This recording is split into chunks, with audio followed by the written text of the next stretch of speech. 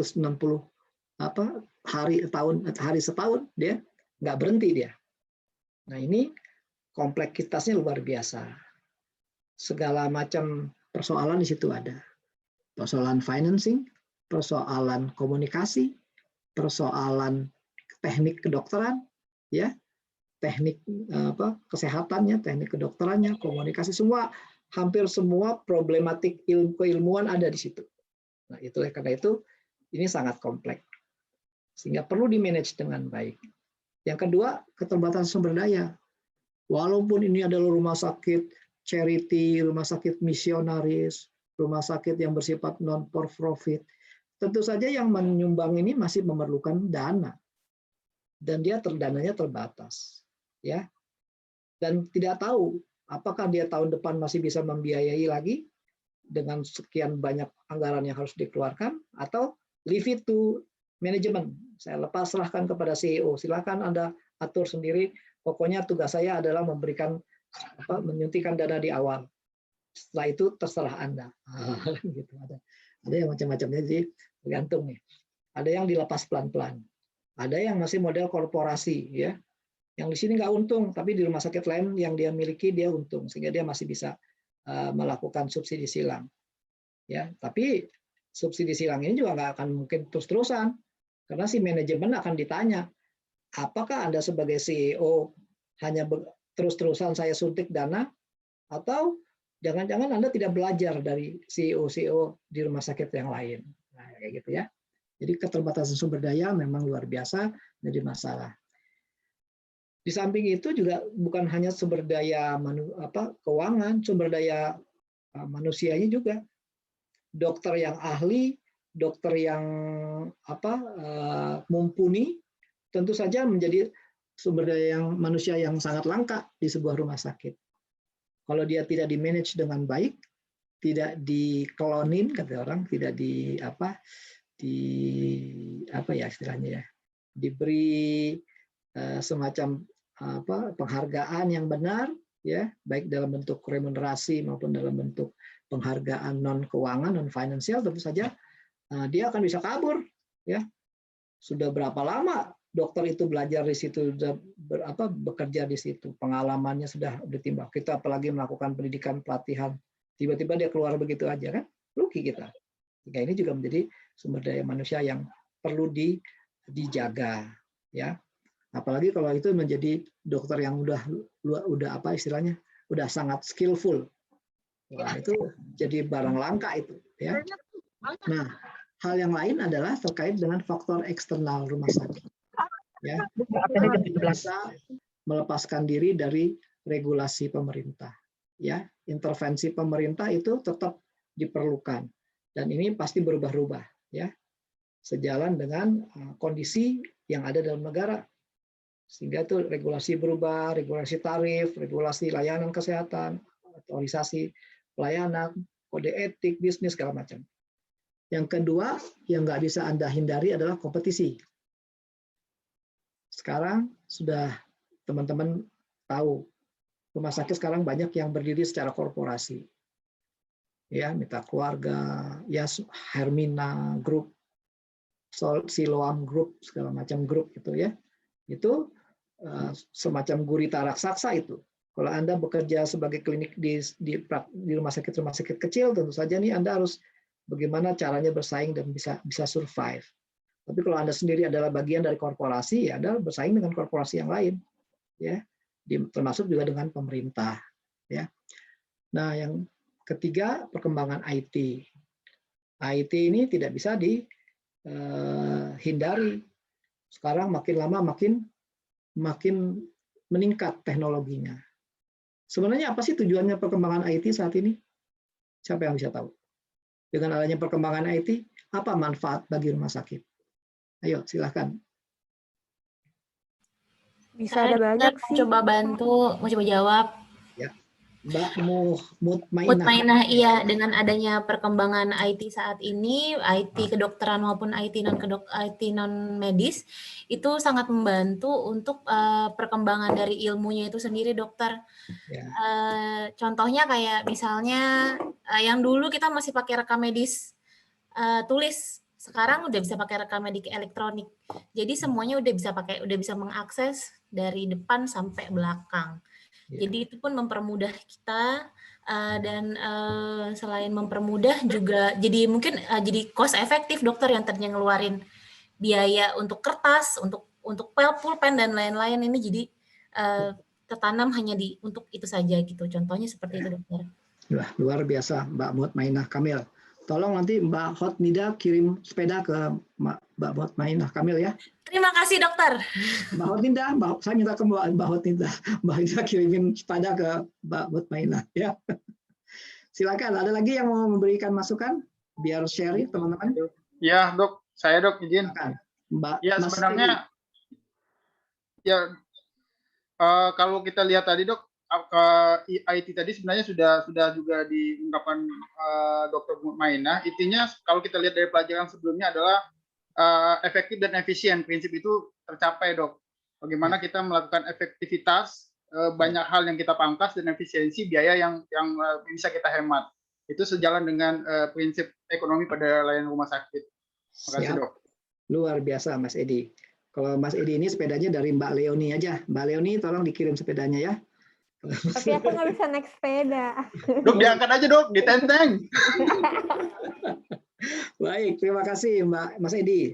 Efektif, efisien, presisi, akurasi, kemudahan sudah disampaikan. Ada lagi yang mau menyampaikan? Dok, aku mau nambahin aja sih dok. Mungkin kalau tadi lihatnya dari sisi yang mungkin untuk rumah sakitnya, mungkin sebagai rumah sakitnya pun kalau misalnya emang ada dalam arti kata ilmu teknologi yang lebih canggih dalam alat-alatnya kan biasanya nilai jual rumah sakitnya jadi akan lebih tinggi kan gitu. Jadi bisa membantu untuk kompetisinya juga kan, kayak contohnya di Siloam mereka punya Gamma Knife kayak gitu kan.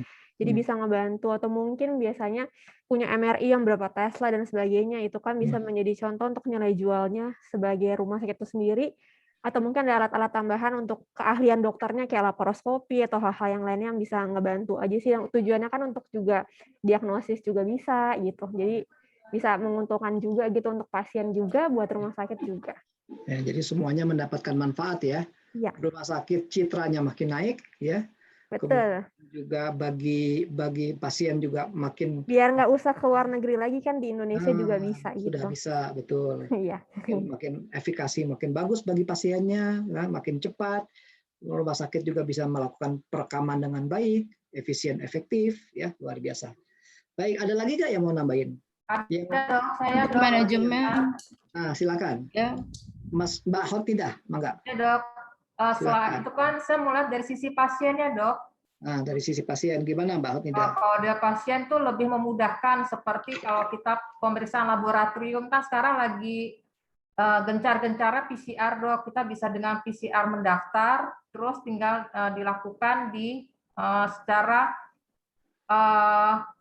walkthrough dok, atau nggak swab antigen, atau nggak pendaftaran melalui online untuk ke dokter spesialis atau pemeriksaan yang lain. Seperti itu dok. Ya, bagus ya. Jadi termasuk juga, apalagi sekarang lagi musim COVID ya, kita bisa menggunakan teknologi-teknologi yang tidak perlu berhadapan langsung dengan pasien ya, melalui telemedicine juga kita bisa lakukan. Kemudian dari si pasien juga diuntungkan, waktunya bisa lebih diperpendek, janjian ketemu bisa langsung, tidak lagi harus datang jam 7 baru dilayani jam 11. Padahal dia sudah ada janji, bisa diukur waktu bisa ketemu pada saat dia datang, dia langsung bisa dilayani ya. Ini juga bagus. Jadi demikian saya teman-teman. Jadi memang luar biasa teknologi ini sangat membantu kita mempermudah pekerjaan ya. Saya selalu mengatakan dalam iklim kompetisi itu saat ini bukan yang kuat mengalahkan yang lemah, bukan yang besar mengalahkan yang kecil, bukan yang padat modal mengalahkan yang kurang modal, tapi yang cepat mengalahkan yang lambat. Cepat dalam arti segera melakukan adaptasi, segera melakukan inovasi-inovasi, segera menyesuaikan perkembangan-perkembangan yang ada demi untuk peningkatan efektivitas, efisiensi, dan juga efikasi bagi pasiennya. Ya. Baik, terakhir tentu saja faktor eksternal kita adalah demand masyarakat ya, dan juga pandemik bencana. Demand masyarakat juga harus kita baca. Jangan kita overvalue ya, overestimate, terlalu melakukan investasi yang terburu-buru, cuma demand masyarakatnya kurang, ya, atau kemampuan masyarakatnya untuk membeli layanan kesehatan kita kurang, ya. Syukur-syukur sekarang sudah ada jaminan kesehatan nasional, semuanya bisa ditanggung, dibiayarin oleh BPJS. Tapi tentu saja dalam takaran hitungan yang sudah ditentukan oleh mereka, sehingga kita harus bisa menghitung nih, mana layanan-layanan yang bersifat revenue center dan cepat balik modal. Kalau orang bilang apa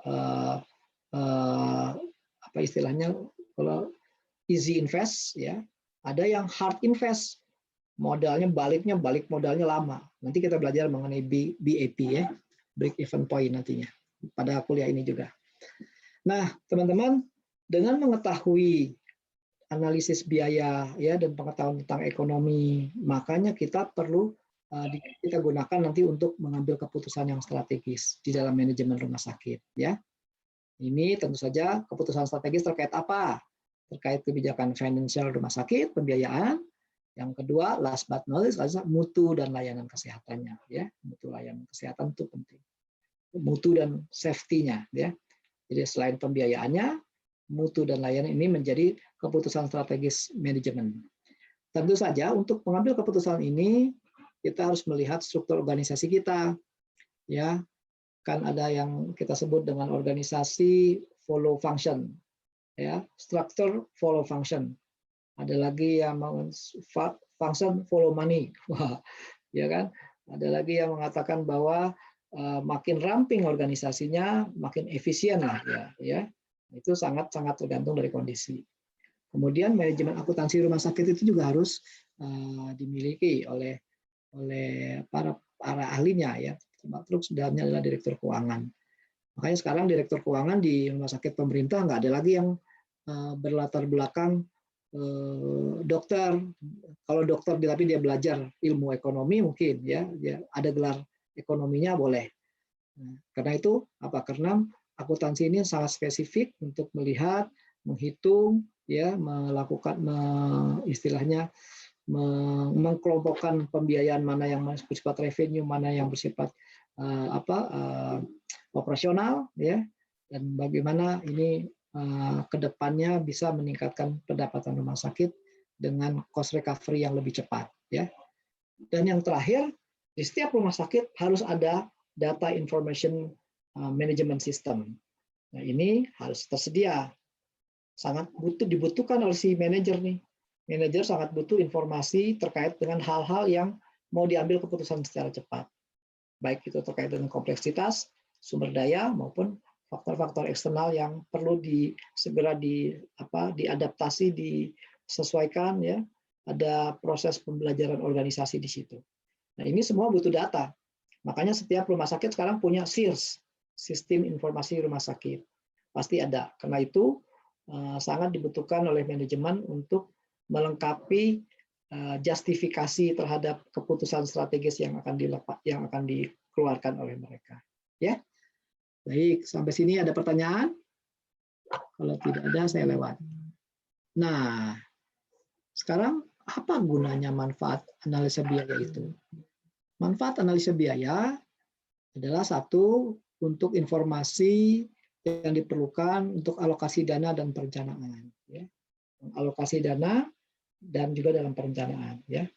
Ini porsinya untuk penganggarannya sekian, ya. Allocating, terus kemudian budgeting, ya. Penetapannya dalam perencanaan, rencana strategi bisnis rumah sakit. Dan itu dilihat. Hitung berapa total cost untuk setiap unit produksi, berapa total cost yang setiap unit operasional, ya. Kemudian outputnya kita apa, cost-nya berapa, itu hitung semuanya, ya. Itu nantinya akan ketemu anggaran pendapatan rumah sakit dan kemudian berimbang dengan bagaimana kita mengalokasikan untuk kedepannya, untuk pengembangan, ya. Nah, yang kedua, itu dapat menentukan besaran tarif. Meskipun saat ini sebagian besar pendapatan kita dari BPJS, tapi tarif rumah sakit dari berbagai pelayanan harus tetap ada, ya. Karena kita juga masih melayani pasien non BPJS. Yang berikutnya, tentu saja kita juga harus bisa menghitung apakah jenis pelayanan yang telah kita sediakan ini sudah cocok belum? Anggarannya, pendapatannya sudah benar nggak nih? Jangan-jangan apa yang kita keluarkan saat ini tidak sesuai. Kalau memang rumah sakit kita mostly 80% BPJS, berarti ada yang salah nih di dalam pengeluaran. Jangan-jangan kita belum efisien ini. Jangan-jangan kita tidak mengikuti clinical pathway ini, sehingga protokol terapi kita kepanjangan. Banyak tindakan-tindakan yang useless, yang unnecessary treatment, yang pelayanan-pelayanan pendukung yang terlalu banyak. Nah, itu jadi menyebabkan tarif kita yang kita keluarkan ini jadi sangat tinggi. Atau tarif kita sih tetap segitu-segitu aja, tapi layanan yang kita berikan terlalu banyak. Ya, pelayanan dalam satu serial treatment kita tidak mematuhi clinical pathway yang benar, sehingga banyak tindakan-tindakan yang mengeluarkan biaya yang harus ditanggung oleh rumah sakit itu sendiri. Tapi kita salahin BPJS nih yang bayarnya rendah nih. Harusnya BPJS ngasihnya lebih tinggi. Tar dulu. BPJS bilang, Anda belum efisien. Anda tidak mengikuti clinical pathway. Anda tidak mengikuti protokol terapi yang benar. Sehingga banyak unnecessary treatment yang Anda lakukan yang jadi saya nggak mau menanggung. Anda yang tidak efisien, masa BPJS yang bayar? Nah, kayak gitu ya. Nah, oleh karena itu kita menggunakan analisis biaya ini untuk menentukan tarif ya dari berbagai jenis pelayanan. Dan tarif ini tentu saja bervariasi, tergantung dari jenis rumah sakit, tergantung daripada motivasi rumah sakit. Apakah dia profit oriented dengan besaran keuntungan yang sudah ditentukan oleh stakeholder ya. Pokoknya si investor bilang, pokoknya saya pengen rumah sakit saya menghasilkan keuntungan buat saya minimal 20%. Masa 10%? Ya, karena kalau 10% baru break even point itu, belum sampai kepada keuntungan. Karena hitung-hitung ternyata modalnya besar, ya seperti itu. Atau ada yang lebih gila lagi, 25% atau 30%. Saya pengen rumah sakit saya cepat melompat jauh ke depan dengan keuntungan sekian. Bisa jadi itu ya, sebagai manajemen ya, manajer CEO tentu kita harus mengikuti apa yang menjadi keputusan strategis dari para pengambil keputusan. Sebentar.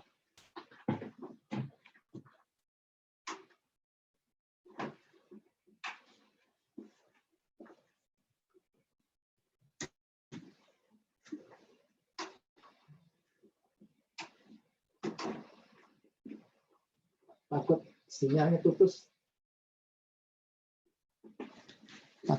putus. Oke, yang berikutnya adalah mengidentifikasi pusat-pusat biaya dan ya perkiraan pendapatan atau revenue ya.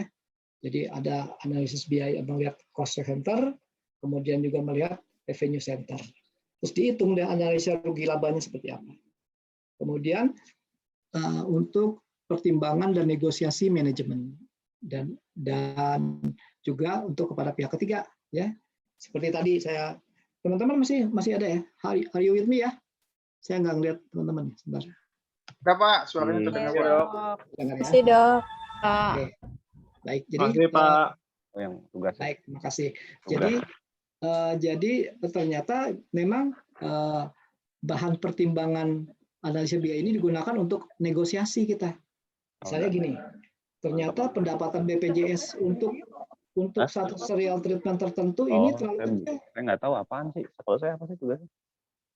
Nah, mohon di mute ya, teman yang masih berbicara dengan temannya di mute dulu ya, supaya nggak mengganggu yang lain.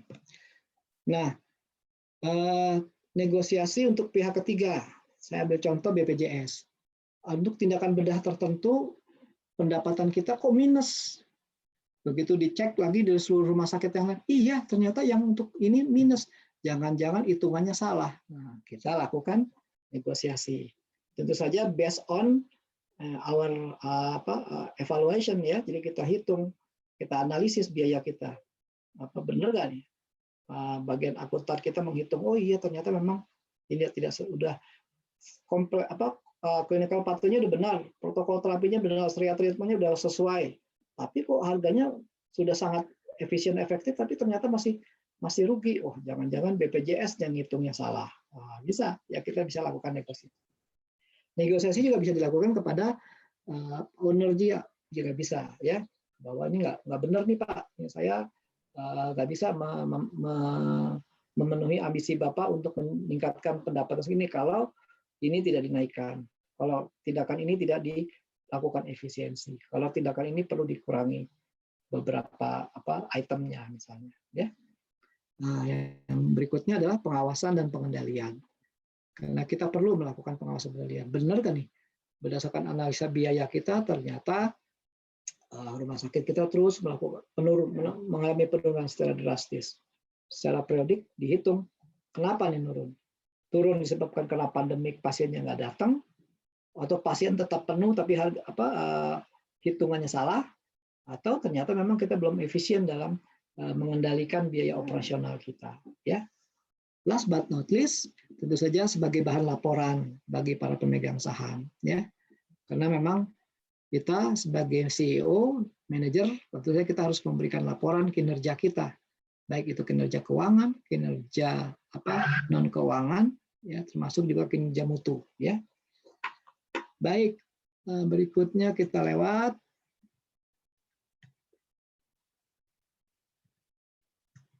Lah, stuck.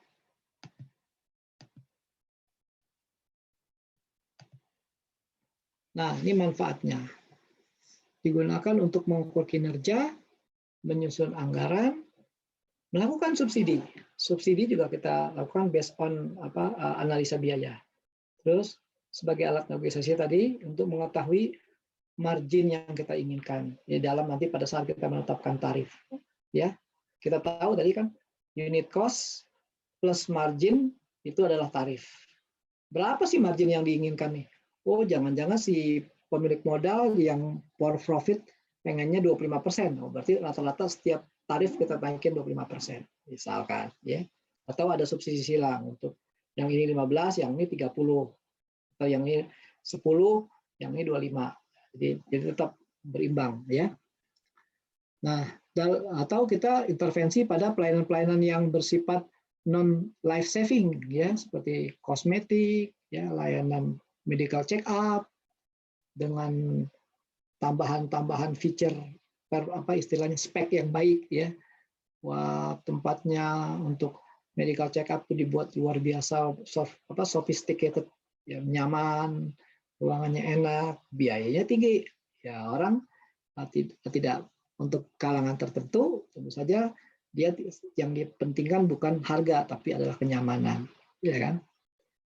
Ya, kalau dia nyaman, seberapapun biayanya dia akan bayar, ya. Apalagi sekarang kan sudah ada gejala ke situ. Rumah sakit yang luxurious expensive hospital, ya. Itu biasanya menjadi istilahnya eksistensi ini sebuah orang tertentu, kalangan tertentu. Saya berobat di mana?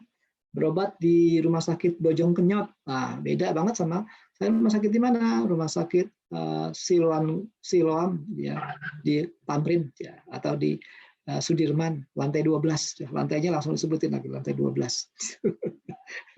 Kayak gitu, ya. Jadi itu banyak kalangan tertentu yang pengen eksisten, pengen diakui, pengen dihargai dengan cara ya dia menempatkan kalau dia sakit dia berobat ke rumah sakit yang luxurious tadi, ya.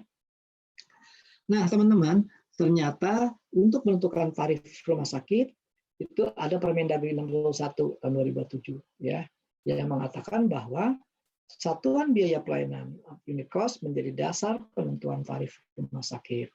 Nah, ini dasar sebagai penentuan rumah sakit. Jadi benar-benar kita harus menghitung dulu satuan biaya layanan. Nah, unit cost itu sendiri apa? Unit cost itu adalah perhitungan biaya yang dibutuhkan untuk melayani pasien sebanyak satu kali. Ya, satu kali layanan itu unit cost-nya satu. Ya. Tapi unit cost ini sebenarnya sederhana, kan? Satu kali layanan itu unit cost-nya satu. Tapi menjadi kompleks karena ternyata ada biaya-biaya yang terkait yang ngikut dalam setiap pelayanan itu, baik secara langsung maupun tidak langsung. Nah, sehingga ini perlu pengetahuan tentang konsep akuntansi manajemen keuangan rumah sakit dan cara melakukan perhitungannya. Ya, untuk teman-teman yang ingin mendalami ini ya bisa saja ya, tapi kita lebih banyak kepada superficialnya. Yang penting Anda sebagai manajer Anda tahu bahwa di dalam perhitungan unit cost, dalam menetapkan tarif itu ada perhitungan unit cost. Dalam perhitungan unit cost ternyata ada unit biaya-biaya yang ikut secara langsung maupun tidak langsung, dan ini semuanya akan dihitung sehingga dapat menentukan sebuah tarif layanan. Ya, baik, selanjutnya, nah selain tadi peraturan Permendagri tadi 61, tapi ada juga undang-undang yang lebih tingginya, yaitu Undang-Undang 44 2009 tentang rumah sakit. Di situ disebutkan bahwa rumah sakit adalah institusi pelayanan kesehatan bagi masyarakat yang bertujuan untuk mempermudah akses layanan, perlindungan dan keselamatan pasien, SDM, dan masyarakat sekitar. Jadi ternyata ya akses layanan ini tidak hanya untuk perlindungan keselamatan pasien, tidak hanya untuk perlindungan keselamatan SDM rumah sakit, tapi juga untuk keselamatan dan perlindungan masyarakat sekitar. Makanya pasti ada hal-hal yang terkait dengan lingkungan, ya. Jadi jangan sampai keberadaan rumah sakit menyebabkan pencemaran lingkungan. Limbah medisnya menyebabkan mengotori sungai yang ada di sekitarnya, dan ini akan mengancam jiwa masyarakat sekitar. Itu nggak boleh. Makanya dalam Undang-Undang Rumah Sakit menyebutkan pendirian rumah sakit itu harus memenuhi aspek-aspek keselamatan, baik itu yang internal maupun eksternal. Yang berikutnya adalah untuk meningkatkan mutu dan standar layanan kesehatan. Jadi rumah sakit itu juga punya kewajiban, ya, liability untuk meningkatkan mutu dan standar layanan kesehatan. Ya. Dan yang terakhir, tentu saja untuk memberikan kepastian hukum. Kepada siapa? Kepada seluruhnya sivitas hospitalia. Siapa itu sivitas hospitalia? Ya dokternya, ya nurse-nya, ya bidannya, ya tenaga non-medisnya, ya tenaga pendukungnya, ya cleaning service, security, sanitarian, tenaga tukang parkir, termasuk juga di dalamnya adalah pasien dan keluarganya yang datang ke situ. Itu semua adalah sivitas hospitalia. Nah, rumah sakit diselenggarakan dengan azas Pancasila. Artinya apa? Nilai etika, profesionalitas, keadilan, dan fungsi sosial tetap harus dijalankan. Jadi nggak bisa serta-merta rumah sakit meskipun for profit, dia tetap harus berfungsi sosial. Ya. Karena itu adalah amanat daripada undang-undang. Nah, ada juga PP nomor 23 tentang BLU dan BLUD di Permendagri. Ini BLU itu adalah pengelolaan keuangan berdasarkan Badan Layanan Umum. Kalau dulu ada pengelolaan keuangannya berdasarkan Perjan. Ada lagi yang sebelumnya istilahnya dulu rumah sakit swadana, ya, berubah-ubah terus. Nah sekarang BLU dan BLUD. Apa itu? Ini adalah satu chance bagi kita untuk membenahi sistem keuangan dan akuntansi. Kenapa? Karena kita diberikan kemudahan, fleksibilitas di dalam pengelolaan keuangan. Jadi enggak dulu di store dulu, sekarang enggak lagi. Rumah sakit bisa menggunakan uang pendapatannya untuk melakukan pelayanan pengelolaan keuangannya sendiri, mengatur bagaimana pemasukan, bagaimana pengeluaran berdasarkan prediksi alokasi sumber daya, alokasi anggaran yang direncanakan. Oh, tahun ini saya mau melakukan ini, saya akan dapat uangnya dari penerimaan rumah sakit sekian, dari pengeluaran sekian. Dari situ nanti dibuat anggaran berimbang, ya.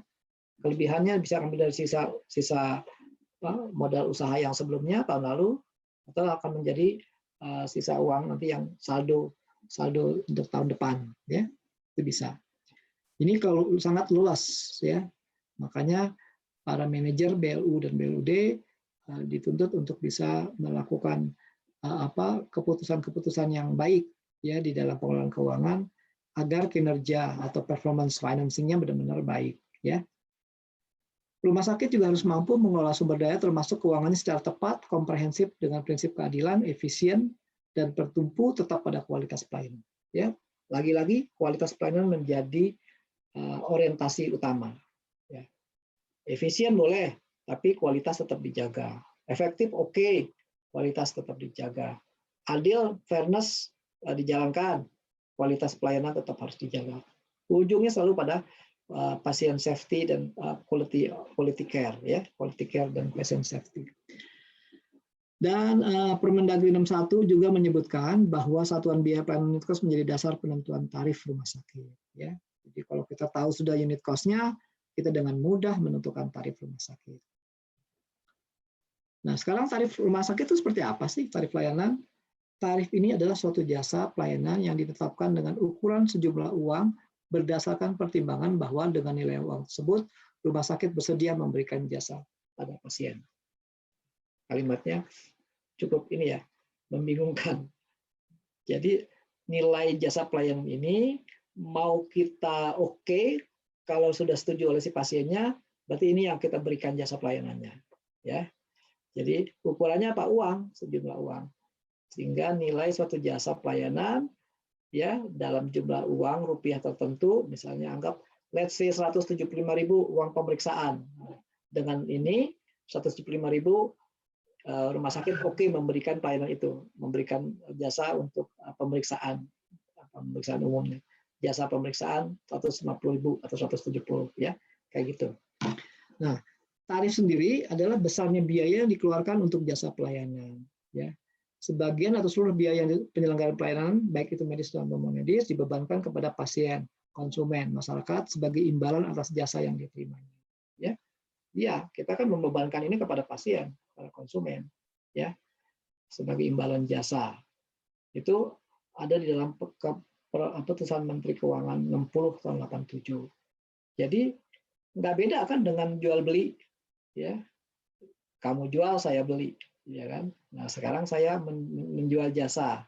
Imbalan jasa ini saya akan terima dan kalau Anda oke, Anda akan mendapatkan layanan yang saya berikan. Kan gitu. Nah, ini kalau dalam hukum pasar murni tarif ditentukan oleh interaksi supply dan demand.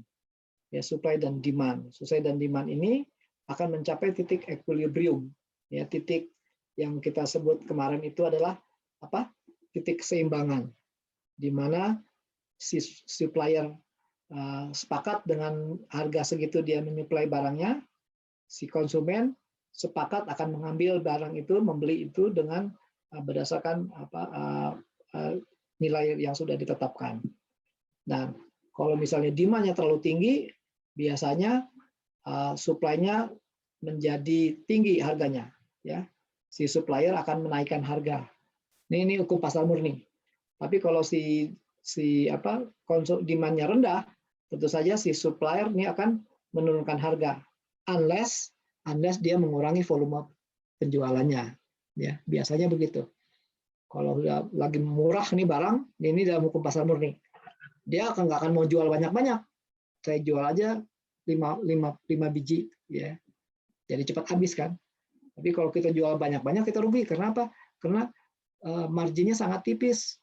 Mendingan saya tahan dulu, nanti menunggu situasi di mana harga akan meningkat atau harga kembali stabil. Nah, ya. Itu nanti ketemu di titik keseimbangan yang kita sebut dengan titik equilibrium. Ini teman-teman sudah belajar kemarin.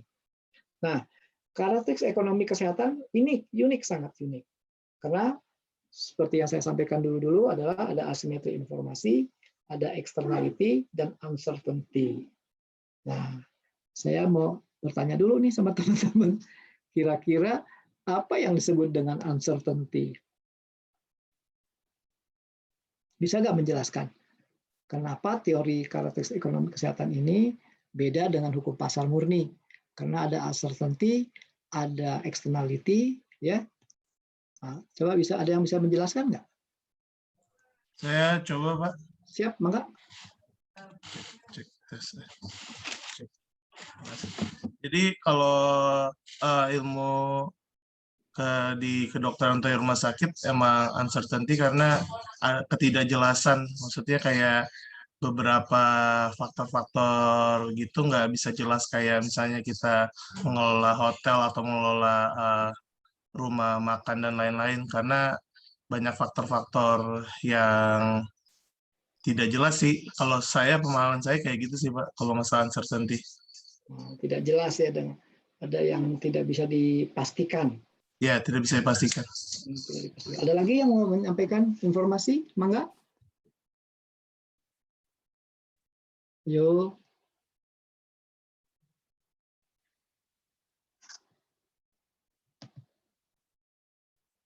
Yuk, siapa yang mau menyampaikan? Saya coba, Dok. Ya, mangga. Siapa namanya nih? Latifah. Latifah, mangga, Mbak Latifah. Ya. Kalau uncertainty itu kan seperti ketidakpastian, misalnya orang sehat tiba-tiba dia kecelakaan, berarti mungkin kan dia tidak pasti gitu, bisa tiba-tiba ada suatu kejadian. Kalau externality itu lebih ke arah manfaat untuk orang lain, Pak ya, kayak Dok, untuk orang lain, misalnya seperti pemantauan jentik-jentik nyamuk ya di suatu daerah di suatu RT atau RW.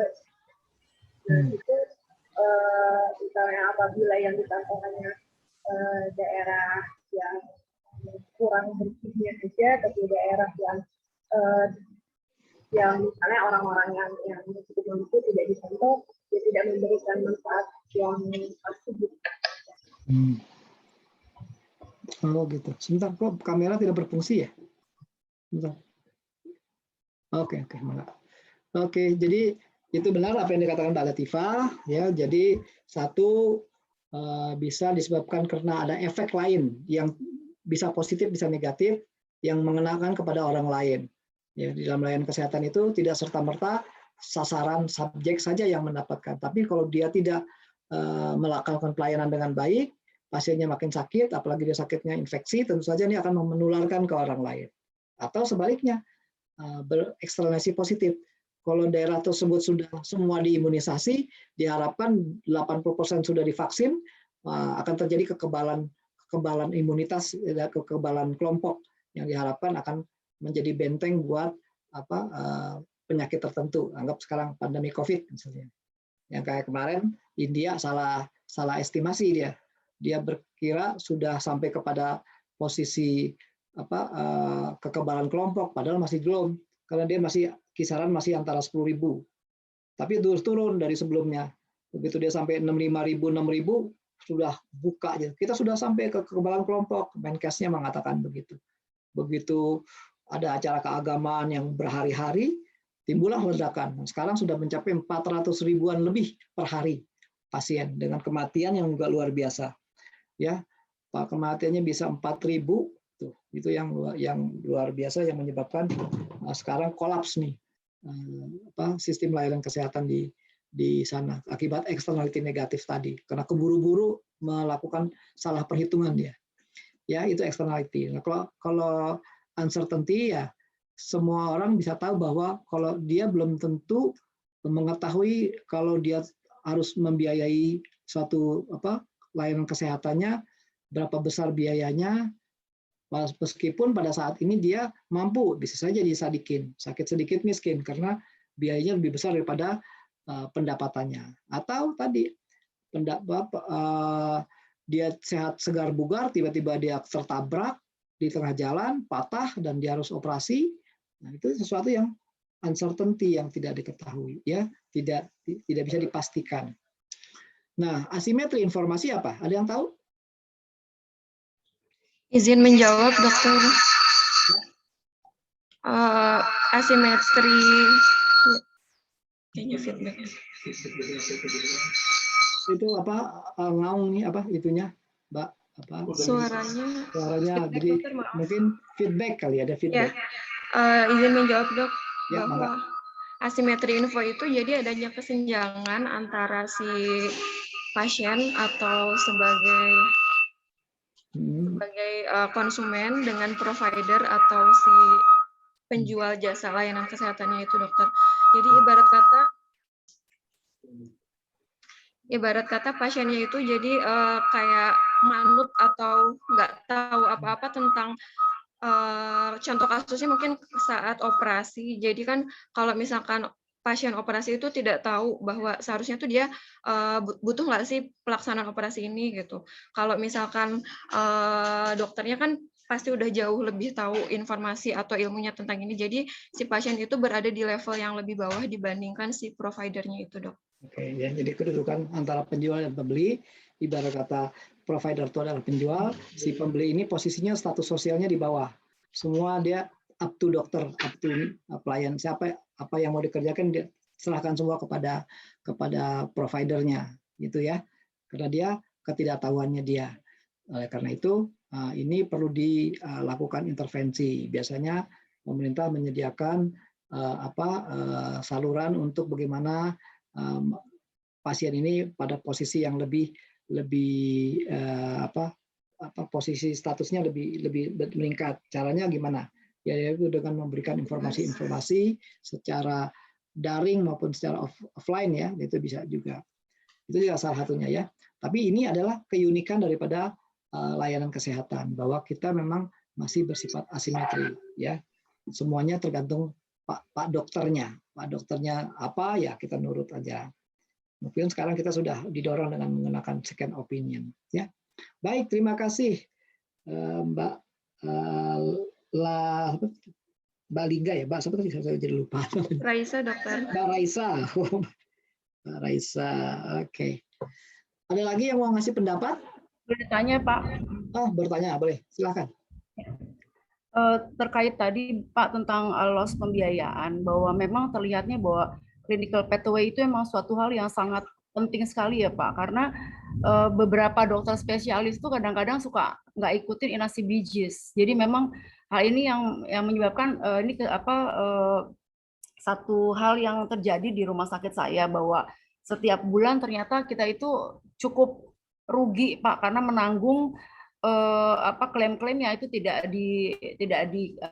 disetujui oleh BPJS. Itu hampir, karena kita rumah sakit tipe D ya, jadi cukup lumayan besar, Pak, untuk angka di atas 100 juta gitu.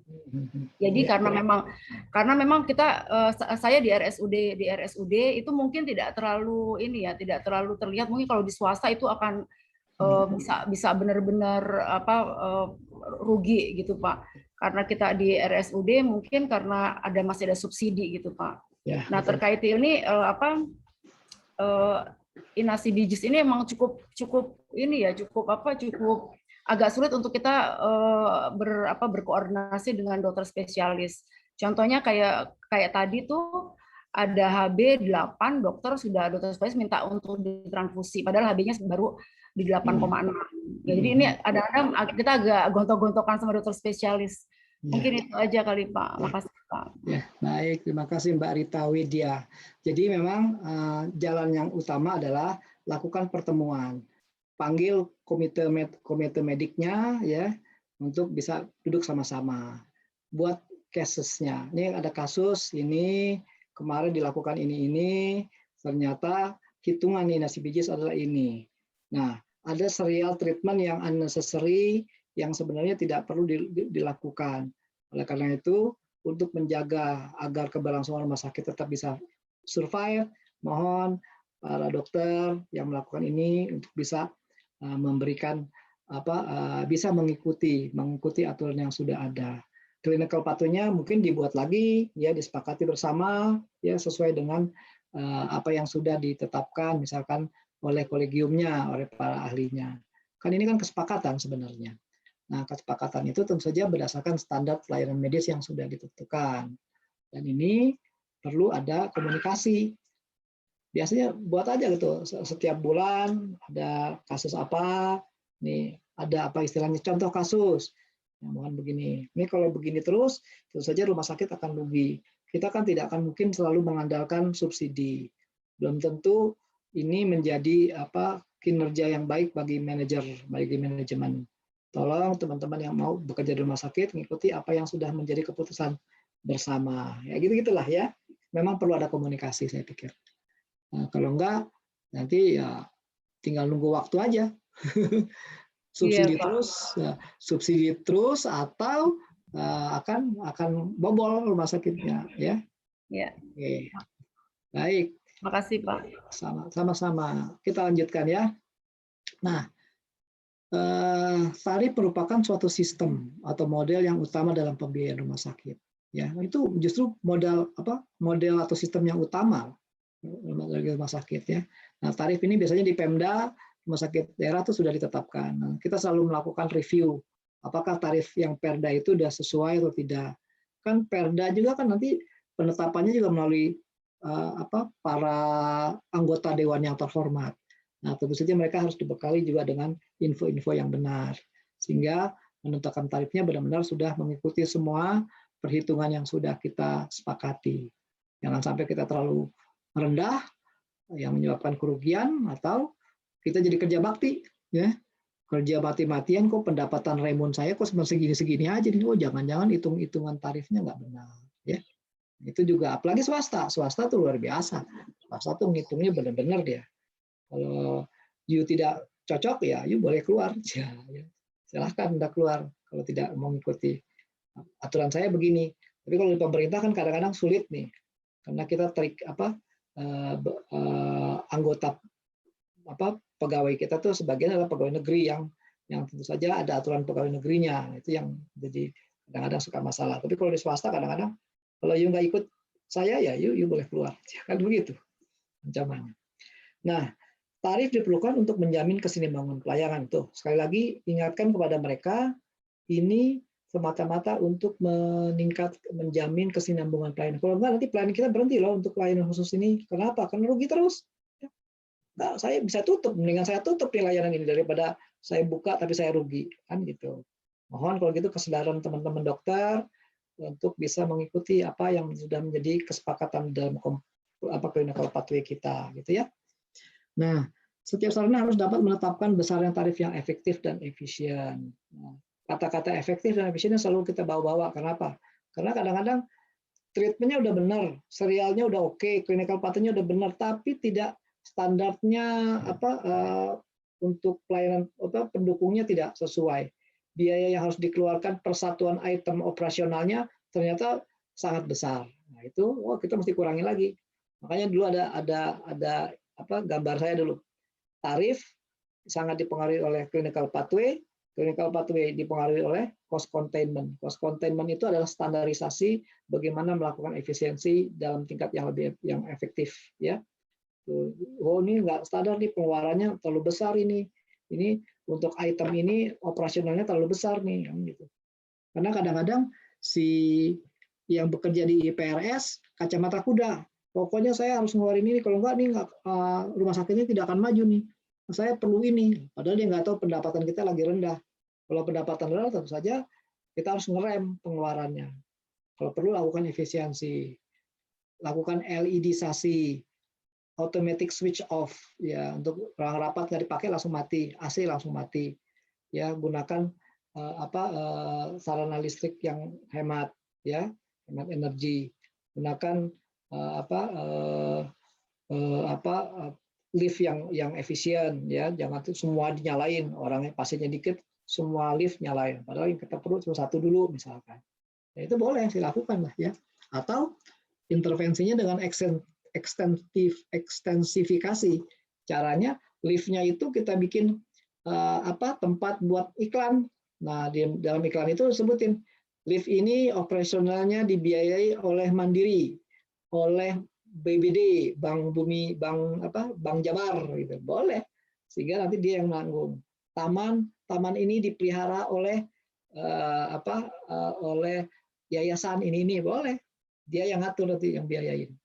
Itu bagian daripada upaya kita untuk meningkatkan efisiensi. Itu boleh, ya.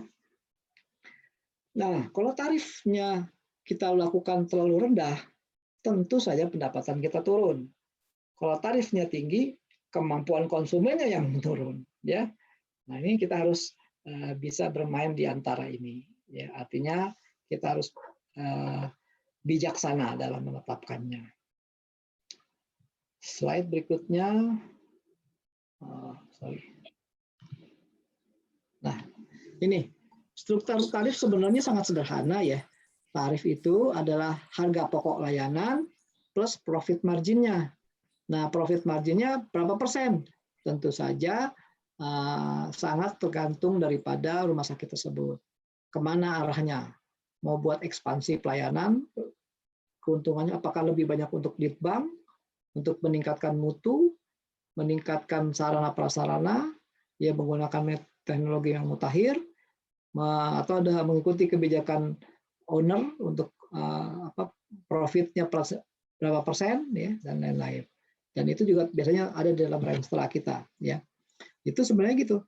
Tarif adalah harga pokok layanan plus profit margin. Nah, harga pokok layanan itu apa? Ya, harga pokok layanan adalah biaya tetap per unit plus biaya variabel per unit.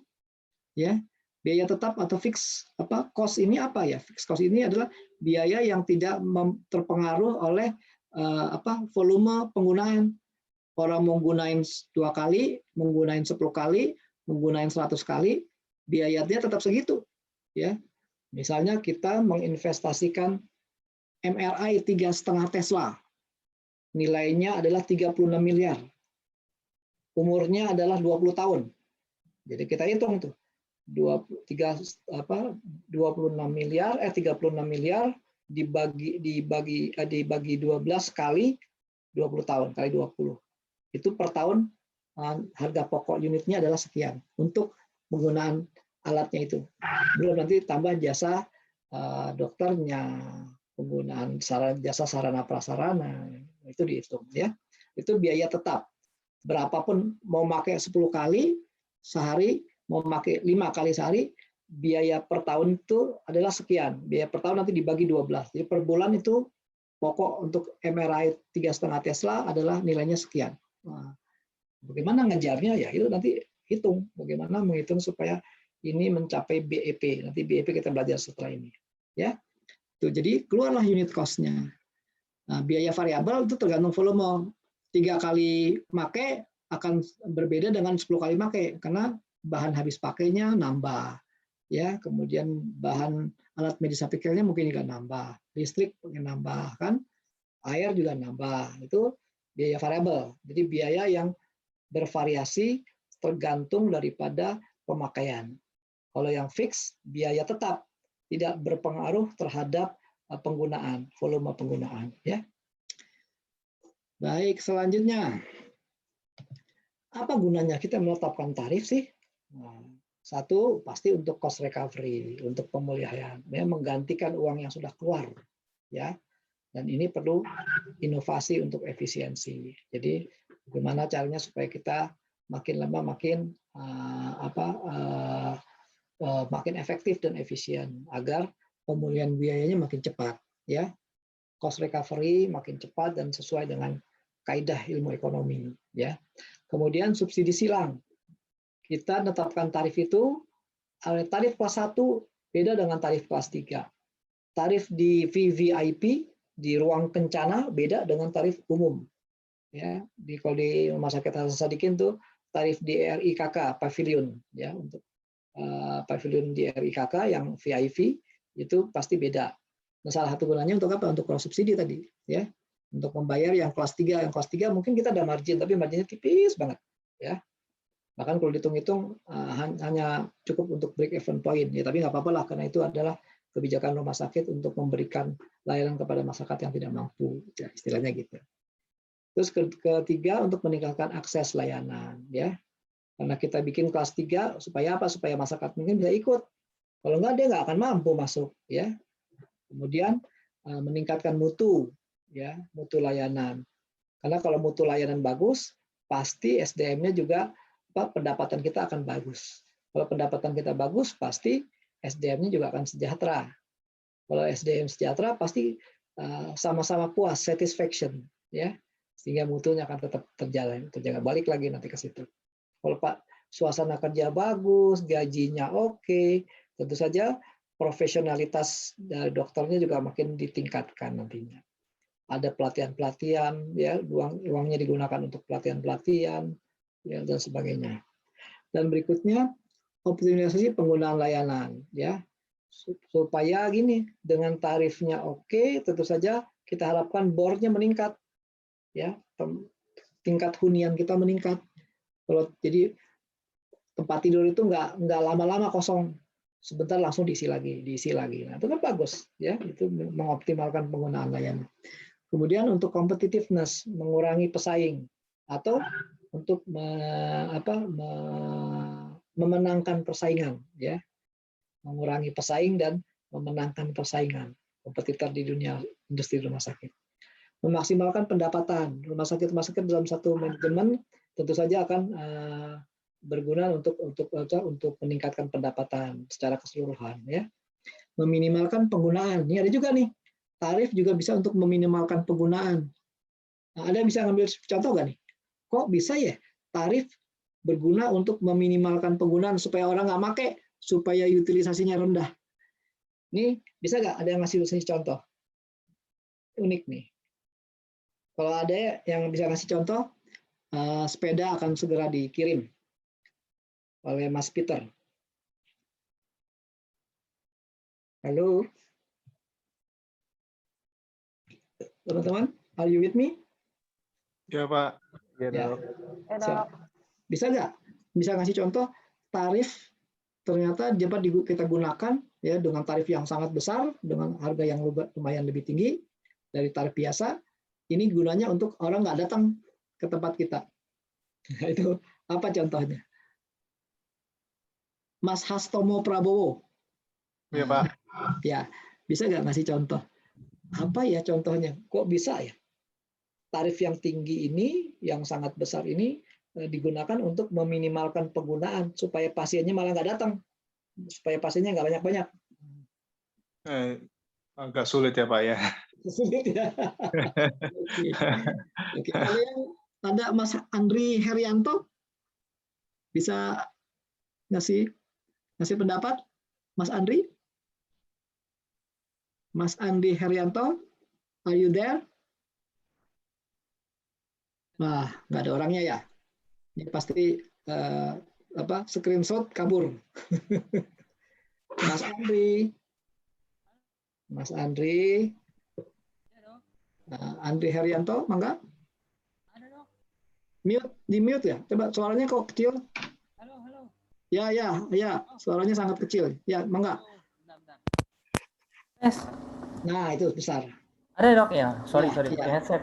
Oke. Mas Andri, bisa nggak ngasih contoh apa itu? Tarif ini juga bisa berfungsi ya untuk meminimalkan penggunaan supaya pasien yang datang itu dikit. Mungkin untuk yang kayak pemeriksaan khusus kali dok, yang butuh maintenance tinggi kalau alatnya dipakai. Oh, gitu. Jadi malah nggak dipakai, malah dinaikin. Mungkin ya, kali. Jadi pertimbangannya karena alatnya kalau dipakai pasti malah maintenance-nya makin tinggi ya. Oke. Kenapa nggak tarifnya aja dinaikin kan? Nah, jadi teman-teman, contoh ini adalah contoh untuk rumah sakit tipe A. Nggak mungkin kita melayani pasien-pasien yang untuk penyakit-penyakit sederhana yang bisa dilayani di tipe D, tipe C, atau bahkan di puskesmas. Oleh karena itu, kita akan menaikkan harganya. Jadi untuk tarif pasien umum yang cuma istilahnya gatal-gatal doang, di tipe A pasti harganya jauh lebih tinggi dibandingkan di tipe D, tipe C. Nah, supaya apa? Supaya orang nggak numpuk di rumah sakit tipe A. Karena rumah sakit tipe A adalah rumah sakit rujukan tertinggi. Rumah sakit untuk tidak menjadikan rumah sakit itu sebagai puskesmas raksasa. Ya. Sehingga layanan-layanan sederhana kita balikin. Kalau ini bukan pasien BPJS, pasien umum ya Anda boleh berobat ke saya, tapi harganya mahal loh, harganya lebih tinggi loh. Ya. Makanya perbedaan harga di BPJS juga gitu. Untuk pelayanan di tipe A sama tipe B itu harganya pasti beda selisihnya, ya. Walaupun tindakannya mungkin sama. Ya, salah satunya adalah untuk meminimalkan penggunaan. Yang kedua untuk memperbaiki rujukan. Sistem rujukan kita kan harus terstruktur berjenjang. Jadi makin ke atas makin kompleks harusnya. Makin ke atas makin subspesialis.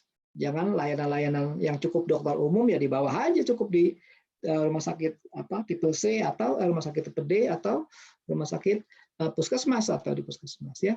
Itu salah satu strategi kita untuk meminimalkan penggunaan ya. Itu biasanya digunakan untuk rumah sakit tipe A. Oke? Setuju? Atau ada komen? Setuju ya? Oh. Setuju, Dok. Oke. Ada yang mau memberi pendapat misalnya, oh menurut saya Boleh tanya Pak? boleh. Saya masih belum nangkap gambarnya. Contoh konkretnya tadi Pak, misalkan kalau yang kita tahu kan rumah sakit rujukan tipe A, misal di Jakarta kan RSCM ya Pak ya. Ya, Itu kan hampir sebagian besar kan dia kan pasiennya merupakan rujukan BPJS ya Pak ya. ya betul. Saya masih nggak kebayang karena menurut saya di Jakarta sendiri Pak, orang rela bayar mahal untuk konsultasi ke yang paling ahli ceritanya gitu Pak. Ya notabene semuanya ada di RSCM misalnya gitu Pak. Kayak di Pavilion Kartika itu kan misalnya orang kan rela bayar mahal konsulnya untuk ketemu prof siapa atau misal ya seperti itu Pak, gitu Pak. Betul ya. Jadi memang untuk pasien-pasien non BPJS ya ditetapkan aja dengan tarif tinggi. Kan kita tarif kan yang tentukan kita ya berdasarkan keputusan misalnya keputusan direksi untuk menetapkan tarif non BPJS atau tarif rumah sakit adalah sekian. Nah kan, nah, itu nggak apa-apa. Jadi kita tinggiin dengan cuman ketemu doang, diagnosa, tapi biaya tinggi. Nggak apa-apa, itu salah satu upaya untuk meningkatkan pendapatan. Tapi juga orang-orang yang datang ke sana pasti orang-orang yang sudah tersaring. Kalau dia hanya pasien umum biasa saja, dia pasti nggak mau. Ngapain saya kalau cuma gatal doang harus bayar 250.000 misalnya. Mendingan saya ke puskesmas bayarnya cuma 15.000. Salah. Jadi itu salah satu upaya untuk menyaring. Jangan sampai pasien-pasien yang biasa-biasa saja ini ikut nimbrung di layanan yang tertinggi.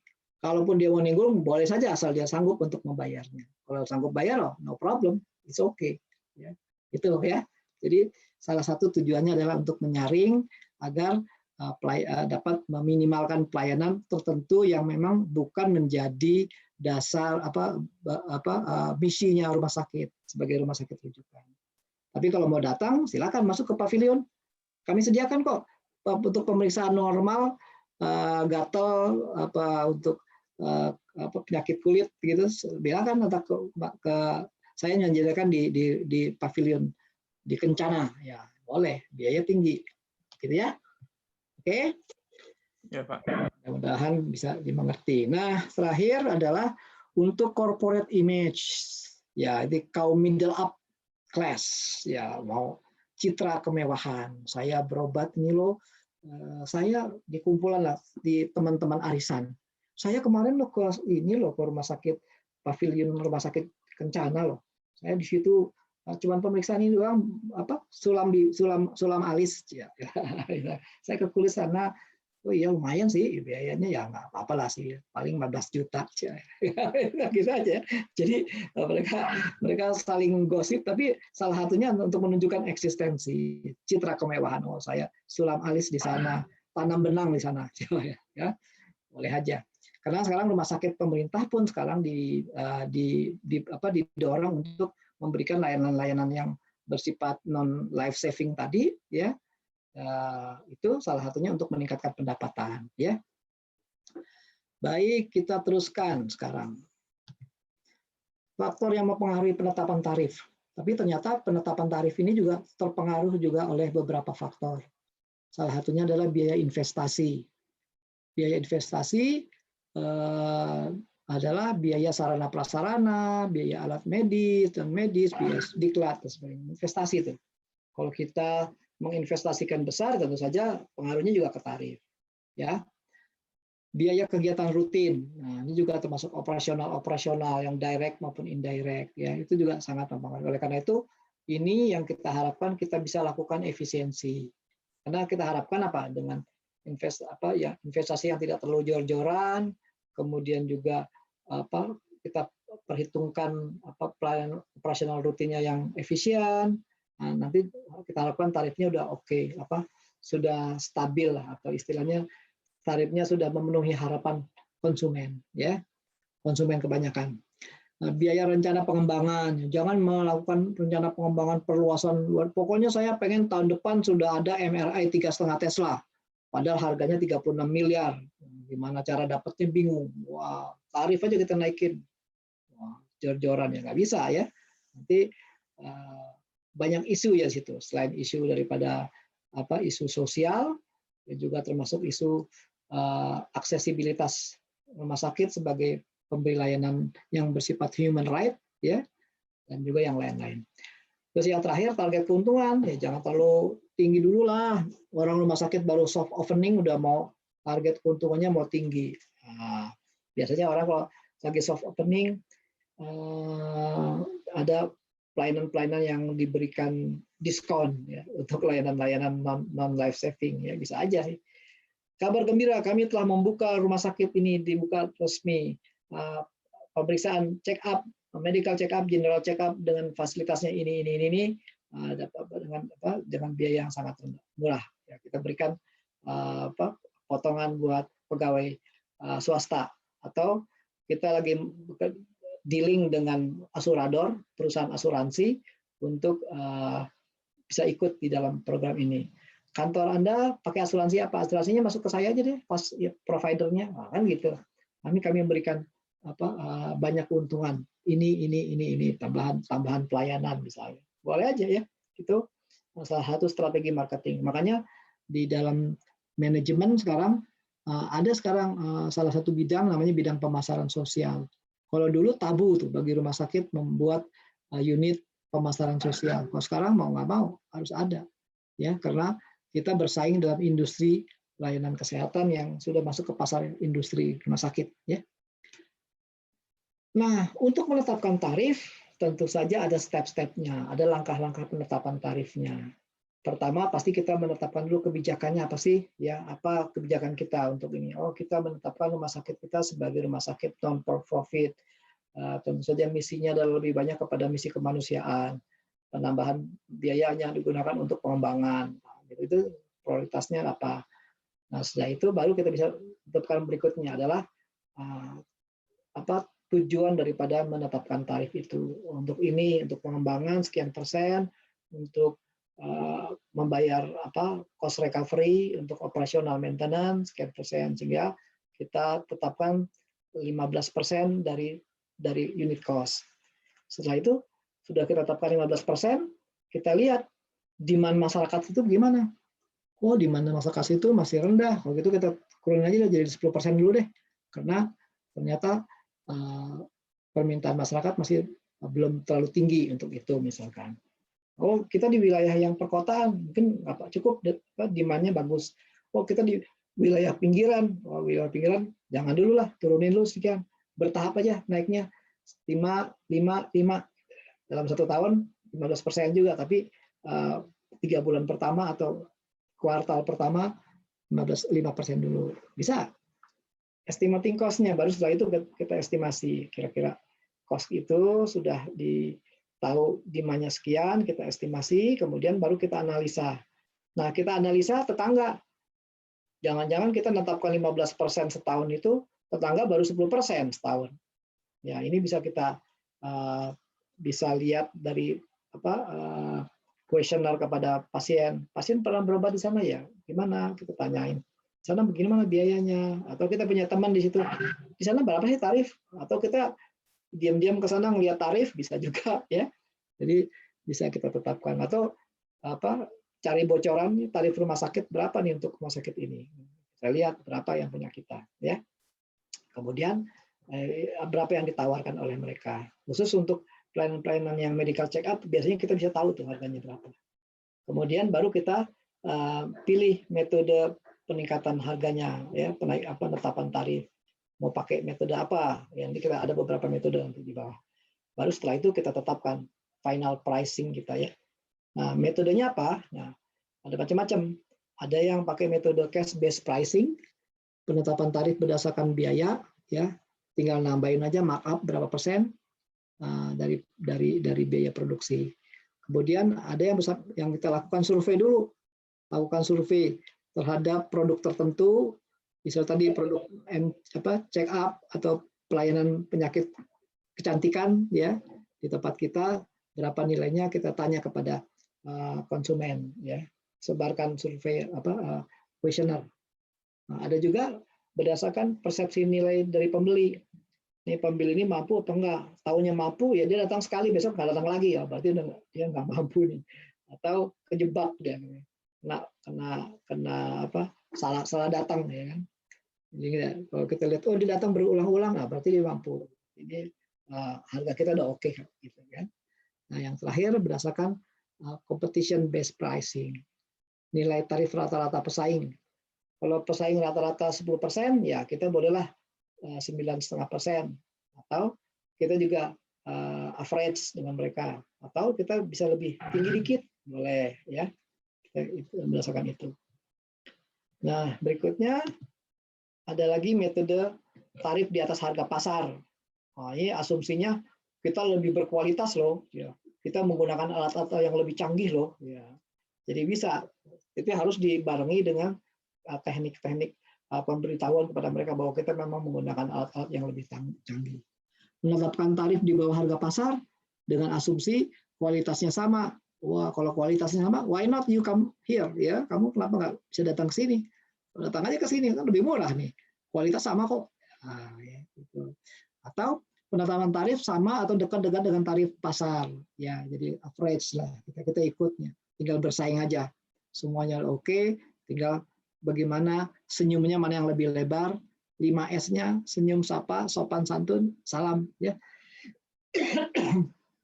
Komunikasi efektif, gimana gitu ya. Strategi penetapan tarif untuk produk layanan, bisa menggunakan tarif mengapung. Tarif kita gantung dulu nih. Kita belum menetapkan tarif secara benar, ya berdasarkan hitung, tapi kita tarif ngapung dulu. Misalnya tarifnya bentuknya 100.000, kita main dulu di 85.000. Wah, 85.000 ternyata utilitasnya tinggi. Oh, berarti kita bisa naikin lagi 90, 95. Nah, sampai kepada utilitas yang kita butuhkan. Sesuai dengan kapasitas alat misalnya. MRI kita hargain 4,5 juta kok sekali shoot misalnya. Kalau yang ini 4 juta udah oke. Udah 4 juta dulu, baru naikin dikit-dikit. Ada tarif penetrasi. Tarif penetrasi ini bisa secara lambat, tapering on, naik dia. Naik perlahan-lahan atau turun perlahan-lahan, tapering off ya. Banyak. Nah, sekarang ternyata tarif juga harus bisa kita kendalikan. Apa yang mengendalikan tarif? Ya, kita harus mengendalikan investasi kita. Jangan mengumbar investasi yang besar-besar, alat yang mahal-mahal, ternyata berimbas kepada tarif yang sangat tinggi. Dan ini jatuhnya nanti kepada penyerapan atau demand masyarakat akan turun. Ya. Karena itu berlaku hukum supply dan demand tadi. Terus kita juga harus mengendalikan biaya rutin. Ini yang kadang-kadang kita nggak sudah protokol terapinya benar, clinical pathway-nya udah oke, standarisasinya udah, nggak taunya biaya operasionalnya kita tinggi. Karena biaya operasional itu caranya kita gampang, bisa buka internet, Pak ini biaya maintenance untuk AC per AC sekitar 200.000 Pak. Kita lihat di internet AC, cek servis AC, 125 nih. Jadi berarti bisa kita itu. Atau tanya sama tetangga, rumah sakit Sarjito, saya mau tanya dong kalau sana AC berapa berapa kali setahun, berapa sekali pemeriksaan, misalnya gitu ya. Itu bisa kita lihat situ. Jadi banyak jalan menuju Roma untuk melihat biaya ini jangan sampai terlalu tinggi ya. Memperhatikan etika bisnis rumah sakit, nah, itu juga penting ya. Nah, Anda bisa melanggar hak asasi manusia, harus hati-hati ya, jangan terlalu mengiklankan dirinya melewati batas aturan etika bisnis ya, karena sekarang kita memang kalah bersaing dengan yang pelayanan tradisional itu loh, pelayanan yang di TV-TV itu bisa sejam 2 jam dia bisa memberikan iklan, sementara kita nggak boleh iklan ya, ini juga harus dilihat ya. Pengendalian biaya rencana pengembangan, jangan pokoknya saya mau tahun depan punya ini, harus punya ini. Ya, lihat dulu kemampuan kita, lihat dulu kemampuan pasar, lihat dulu ability to pay dan willingness to pay-nya konsumen ya. Pengendalian target keuntungan, nah juga jangan tinggi-tinggi dulu lah, pelan-pelan. Soft opening dulu, baru nanti mulai kita sesuaikan stabil. Sudah stabil, pasiennya udah banyak, pasien udah tahu bagaimana ramahnya kita. Karena pasien kadang-kadang it's a matter of communication ya, jadi kadang-kadang sentuhan layanan itu dia rasakan sebagai bagian dari penyembuhan. Kalau kitanya kasar, nggak mau komunikasi, marah, galak, udah pasien tuh sudah besok-besok nggak datang lagi. Atau dia kirim ke mass media. Rumah sakit itu, terutama dokternya ini memberikan layanannya kurang bagus. Saya dimaki-maki, udah jadilah iklan berjalan. Makin jatuhlah rumah sakit kita, image rumah sakit kita. Padahal kita lagi sekarang mengejar brand image kita. Ya, nah unit cost, mengetahui struktur biaya, bahan pertimbangan dan sebagainya. Ya, jadi yang penting adalah unit cost itu adalah biaya yang dihitung dari setiap satuan produk layanan. Unit cost itu didapatkan dari pembagian total cost dengan jumlah produk. Ya, kalau pelayanan kita ada di situ melakukan 10 kali, ya berarti unit cost-nya rata-rata, misal kapasitas untuk penggunaannya adalah 10 kali dalam sehari. Berarti dalam sehari itu berapa total cost biaya kita untuk alat itu dibagi 10. Nah, berarti cost kita itu adalah sekian. Nah, dari sekian inilah baru nanti kita hitung tambahannya adalah layanan lain, dan kemudian kita bisa jadikan tarif nantinya. Nah, unit cost yang akan dihitung disebarkan pada unit penunjang maupun produksi.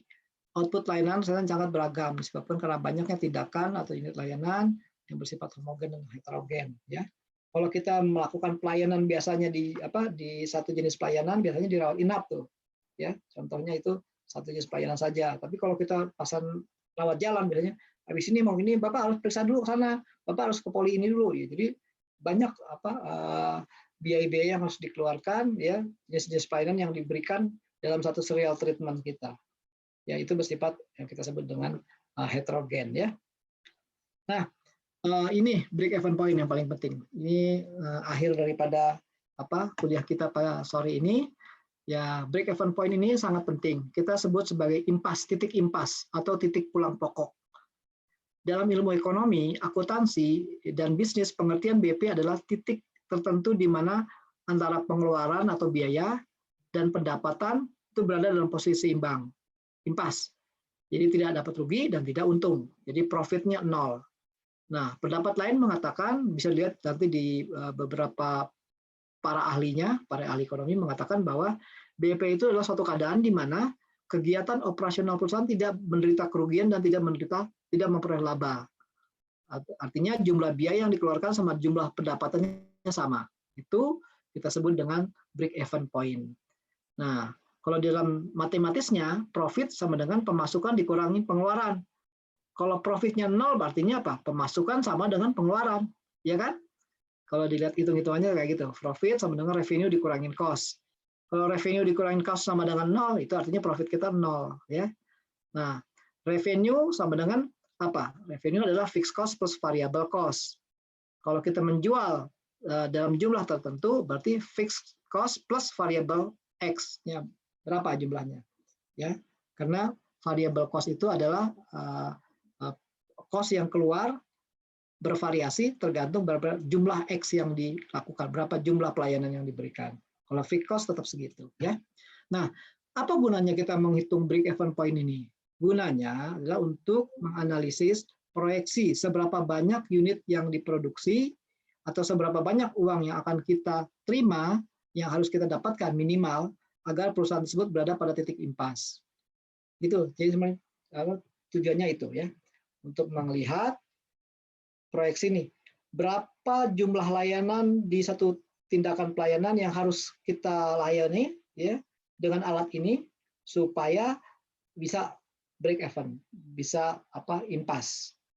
Atau berapa rupiah yang kita peroleh dari layanan yang kita sediakan ini untuk misalnya kalau tadi MRI, supaya MRI kita nih investasinya impas pada posisi di berapa kali pelayanan, di berapa rupiah yang kita terima, ya.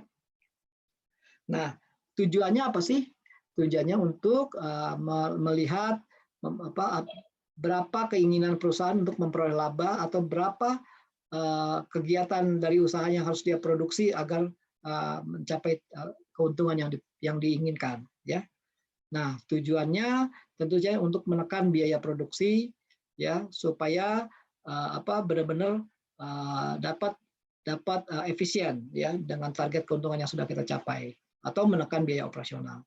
Kemudian menentukan harga produk, ya, sehingga kita tahu nih dengan 10 unit berarti kita harus impas, berarti harganya harus sekian, ya. Atau kita bertujuan untuk meningkatkan volume, ya, supaya maksimum. Dengan meningkatkan volume sehingga jumlah peningkatan, selama ini MRI kita hanya kepake 3 kali, padahal standarnya 10. Berarti kita harus segera melakukan sosialisasi, menyampaikan ini kepada masyarakat akan pentingnya menggunakan MRI dalam rangka akurasi, atau masuk kepada sektor-sektor yang memiliki uang untuk dia bisa menggunakan MRI dalam pelayanan yang dia lakukan saat ini sesuai dengan protokol terapinya. Dia perlu menggunakan MRI, atau kita dorong dia untuk menggunakan MRI, ya, untuk kalangan-kalangan yang mampu misalnya, atau jangan-jangan di BPJS ada nih MRI ditanggung oleh BPJS, ya udah kita masukkan itu sebagai bagian daripada treatment kita misalnya demi meningkatkan keakurasian dari terapi yang sudah disiapkan. Terus dari 3 poin terus di atas secara bersamaan dapat dilakukan secara bersama-sama, ya, dan memberikan dampak pada keseluruhan operasi. Jadi menekan biaya produksi, menentukan harga produk, ya, sesuai dengan laba yang diinginkan, dan meningkatkan volume. Sehingga kita dapat memahami ini ada 3 hal: biaya, volume kegiatan, dan laba, ya. Nah, BEP menurut Bustami dan Nurella manfaatnya juga ada macam-macam, ada untuk mengetahui jumlah penjualan minimumnya agar kita tidak rugi, jumlah penjualannya harus dicapai agar kita memperoleh laba, mengetahui minimal penjualan agar tidak mengalami kerugian, sama aja nih nomor 1 dan 3. Mengetahui sejauh mana dampak perubahan harga jual, biaya dan volume, ya, dan lain-lain. Nah, ada lagi yang mengatakan menurut Carter dan Yusri bahwa manfaat dari BEP adalah agar perusahaan mendapatkan informasi maupun pedoman dalam menyelesaikan berbagai masalah. Gara-gara kita nggak mengejar target, maka kita harus kejar target sekarang. Tadi pemakaiannya hanya 6, kita harus taikan menjadi 2 kali lipat, 12 kali, gitu, supaya kita bisa mencapai break-even point. Atau untuk proses pengambilan keputusan, dengan adanya informasi BEP-nya lambat, apa sih BEP-nya nyampe, tapi panjang dia 2 tahun, kita harus mau meningkatkan setahun saja. Nah, buatlah strategi bahwa kita untuk meningkatkan BEP menjadi setahun, maka perlu dilakukan ini, ya. Ini komponen BEP adalah biaya tetap atau fixed cost, biaya variabel atau variable cost, dan harga penjualan atau selling price. Fixed cost, ya tadi saya sudah katakan, biaya konstan, ya, berapapun perusahaan sudah membuat kegiatan produksi, tidak melakukan produksi, tetap saja biayanya segitu, ya. Kalau variabel sangat tergantung daripada tindakan foto volume produksi. Kalau harga selling price atau harga ini dari harga jual yang ditetapkan per unit atau jasa yang telah diproduksi oleh perusahaan. Berapa sih harga jualnya nih satu ini? Nah, ini gambar. Kalau teman-teman bisa lihat ini nggak? Panah saya. Panah bisa, saya. Dok. Ya. Nah, kalau kita lihat biaya tetap itu dia tetap segini, straight garisnya gini, ya. Ini biaya tetap nih. Biaya tetap berapapun pemakaiannya, biayanya tetap segini. Sementara biaya variabel ini adalah panahnya ini dari biaya tetap ke atas, straight cokot ke atas, ya. Ini tergantung daripada volume. Makin banyak volume penjualannya, tentu saja dia akan makin sejajar, makin sama, makin naik juga biayanya, ya. Sesuai dengan perubahan daripada volume atau penggunaan atau utilisasi dari sebuah tindakan, ya. Nah, kalau BEP itu adalah kejadian di mana antara biaya yang dikeluarkan, ya, biaya yang dikeluarkan ini, ya, dengan penjualan yang kita lakukan sampai pada satu titik, di mana sini dia tidak rugi dan juga tidak untung. Inilah yang kita sebut dengan titik impas, ya. Bagaimana kita bisa bahwa area ini adalah rugi? Ya, karena dengan mudah kita bisa melihat bahwa harga penjualan masih di bawah daripada biaya yang dikeluarkan. Ya. Penjualan kita 1, 2, 5, 7, 10, 12, 100, bisa 200, sampai di sini misalnya 1000. Nah, ini harganya biaya penjualan nilai yang uang yang kita peroleh dari penjualan ini dari sampai 1000 ini ternyata masih di bawah harga biaya produksi. berarti area ini adalah rugi. Ya. Tapi begitu nanti dijualnya 1.001, 1.002, nah baru kita mulai untung. Ya, kenapa? Karena dia sudah di atas dari biaya. Ya. Dari harga yang kita jual, nilai yang kita peroleh itu sudah di atas dari cost yang kita keluarkan. Nah, ini wilayah inilah yang kita sebut wilayah untung. Nah, titik pertemuannya antara rugi dan untung ini adalah kita sebut dengan break-even point. Kenapa kita mau tahu-tahu gini buat apa sih? Ya, buat melihat seberapa panjangnya ini penjualan yang kita lakukan supaya kita bisa meningkatkan keuntungan. Oh, ternyata kalau kita melakukan penjualan sampai di sini 1.000 dalam 2 tahun baru balik modal. Oh, kalau mau kita percepat ya pasti kita harus tingkatkan harganya. Jangan segini biayanya, mesti naikin lagi dikit. Nah, supaya panahnya di sini. Nah, gitu ya. Itu salah satunya adalah untuk itu, untuk mengetahui berapa lama kita modal yang kita tanamkan ini baru mencapai titik impas. Atau juga disebabkan kita bisa mengetahui juga berapa sih harga yang harus kita jual ya supaya kita titik impasnya tidak terlalu jauh 2 tahun, cukup setahun sampai di sini misalnya. Jadi bisa tahu berapa jumlah unit yang mau kita jual, berapa nilai pendapatan keuntungan yang kita peroleh supaya kita sampai pada break-even point sehingga kita tahu prediksi setelah itu kita akan mengalami keuntungan. Oh, jadi ini pertama pasti kita akan banyak keluar modal dulu, nggak apa-apa lah. Setiap usaha investasi yang kita lakukan baik itu investasi untuk layanan kesehatan pasti ada break-even point-nya ya. Oke, sampai sini ada pertanyaan?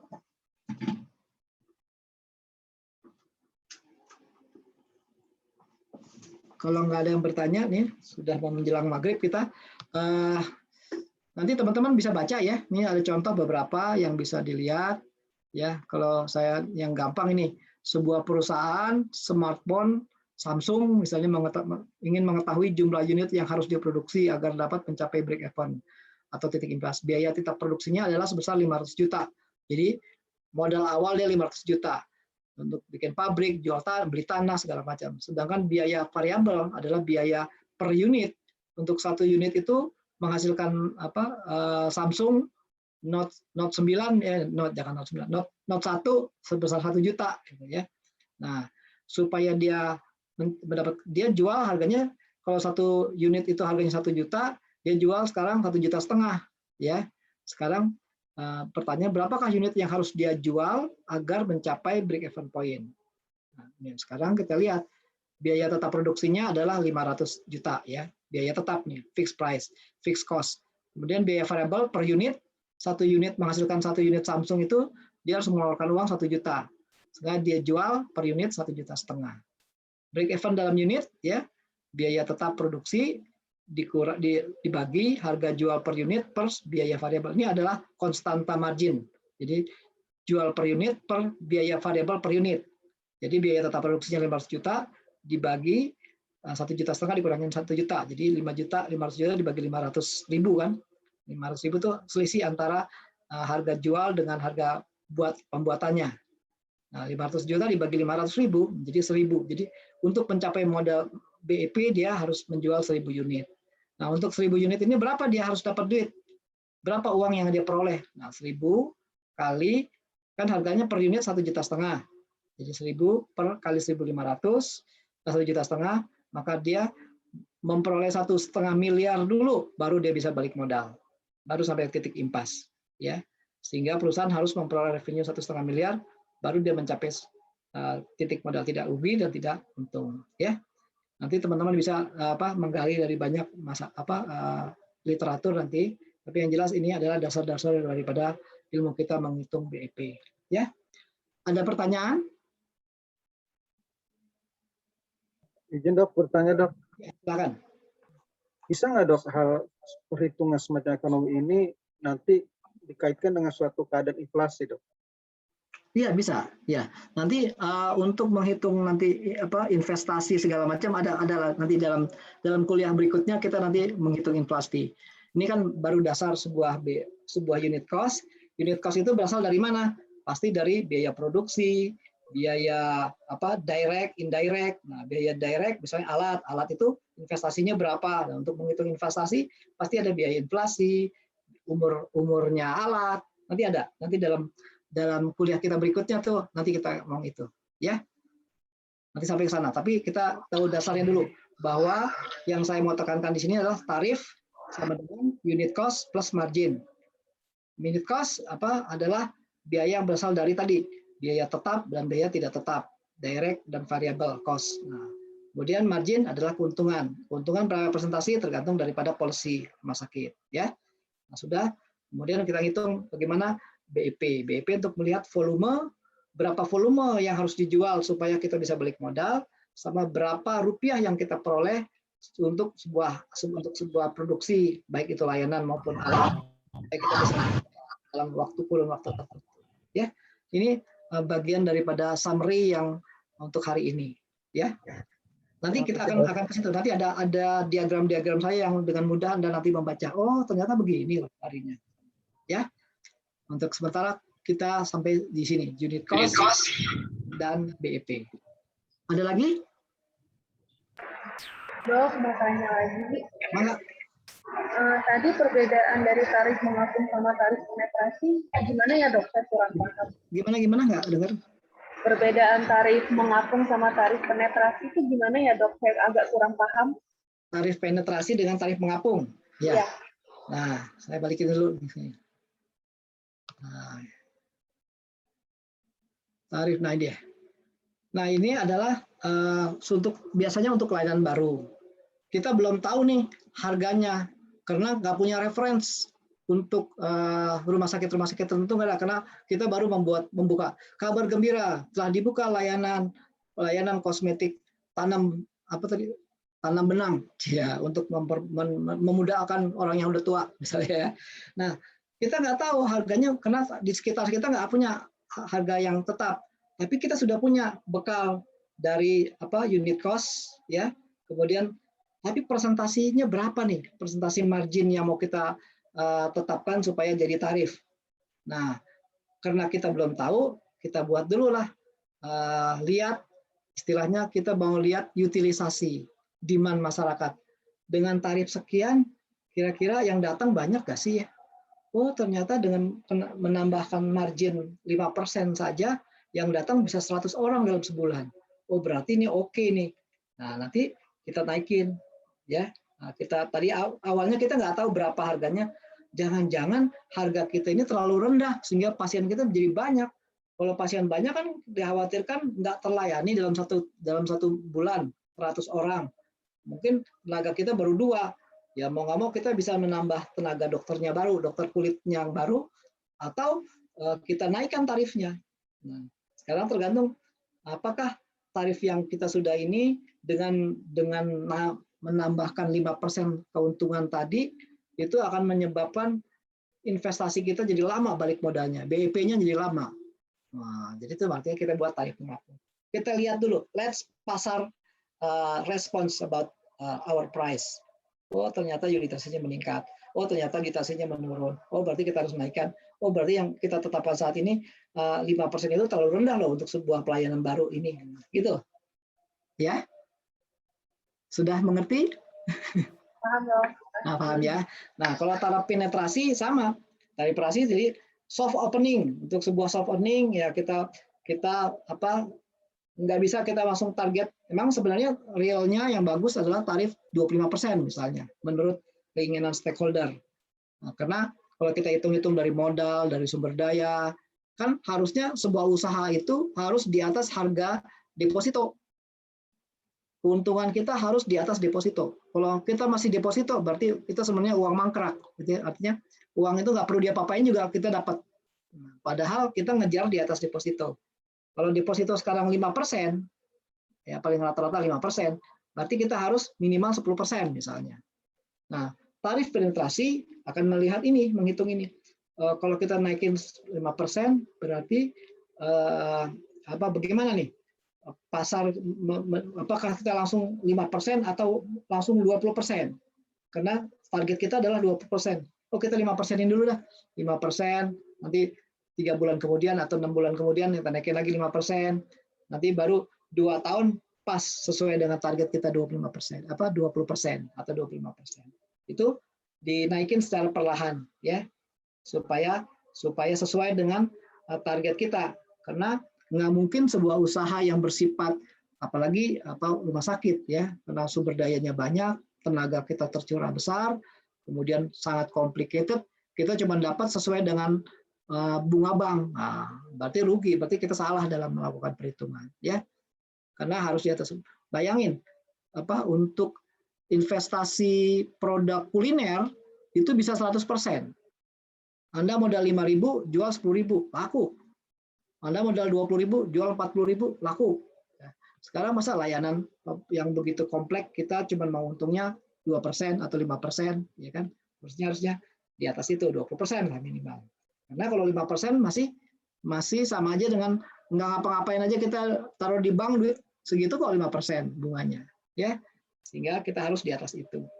Itu namanya usaha. Kalau sudah usaha ya harusnya di atas bunga bank. Kalau enggak kita dianggap kita menanam investasi dengan sia-sia. Sama aja kita mendingan deposito aja, nggak ada masalah dengan pegawai, nggak ada masalah dengan pajak, ya kan? Kita tinggal duduk manis tidur aja pagi, nanti tiap bulan dapat bunganya. Tapi nggak itu, karena ternyata bunga deposito dibandingkan dengan inflasi itu kejar-kejaran, ya. Apalagi bunga bank, bunga tabungan. Anda nabung duit di bank itu sama aja Anda ngasih kerjaan buat bank untuk muterin duit Anda yang keuntungannya bukan buat Anda tapi buat bank. Ya. Anda naruh duit nih 100 juta atau 200 juta hanya dalam bentuk tabungan. Bunganya itu dibandingin inflasi, banyakkan inflasinya.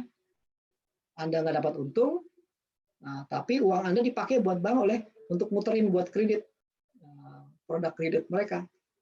Jadi bank makin kaya, sementara ya uang kita makin lama makin mengecil. Tahun depan harusnya 200 juta bisa beli mobil Suzuki Terios misalnya. Tahun depan udah nggak dapat lagi, Terios harganya 225 juta.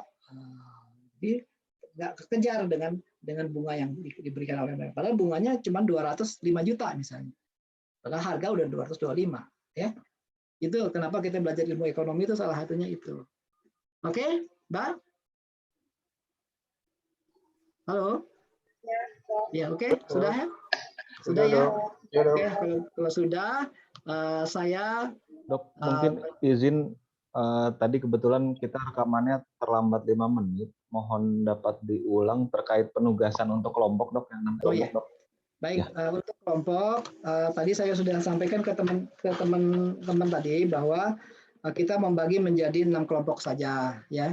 Karena saya berharap dengan kelompok yang lebih besar jumlah anggotanya, tentu interaksi akan makin banyak. Pilihlah mereka yang ada pengalaman di rumah sakit sama yang tidak bekerja di rumah sakit supaya majemuk. Jangan semuanya orang yang bekerja di rumah sakit semua dokter semua yang kerja di rumah sakit sendiri. Jangan, tapi campur ya. Ini supaya yang nggak bekerja di rumah sakit dapat pengalaman dari teman-teman yang kerja di rumah sakit.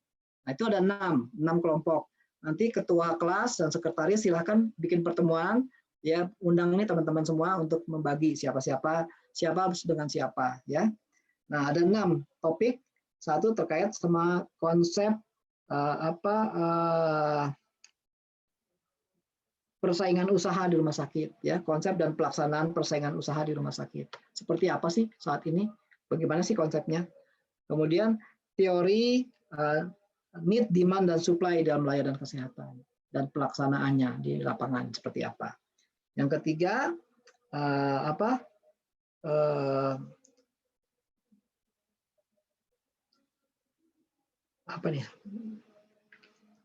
Yang ketiga apa ya? Tadi ada yang nyatat gak ya? Nomor 3 apa? Halo? Normatif, Dok. Iya, normatif dan positif ekonomi di dalam praktek pelayanan kesehatan sehari-hari, ya. Seperti apa sih contohnya normatif ekonomi, positif ekonomi, ya. Yang keempat adalah upaya rumah sakit untuk meningkatkan pendapatannya. khususnya di masa pandemi. Seperti apa sih? Ada nggak sih inovasi-inovasi yang dilakukan saat ini?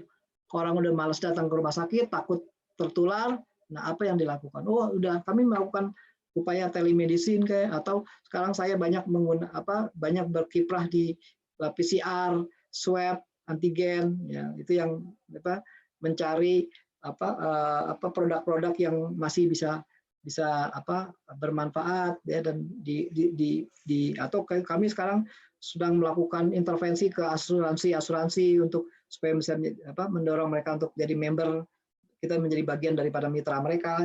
Silakan ya. Oh, kami menggunakan telemedicine sekarang, nah, boleh juga, silakan. Kemudian yang kelima, teori ekonomi di dalam layanan kesehatan. Apa sih penerapan teori ekonomi di dalam layanan kesehatan saat ini? Menurut Anda, ya menurut pengalaman teman-teman atau berdasarkan literatur, silakan. Yang terakhir, etika bisnis rumah sakit dalam persaingan usaha.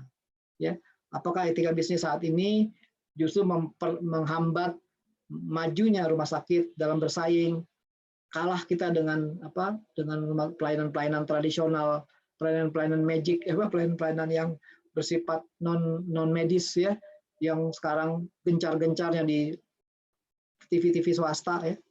Ini malah kitanya jadi kalah di situ misalnya. Silakan.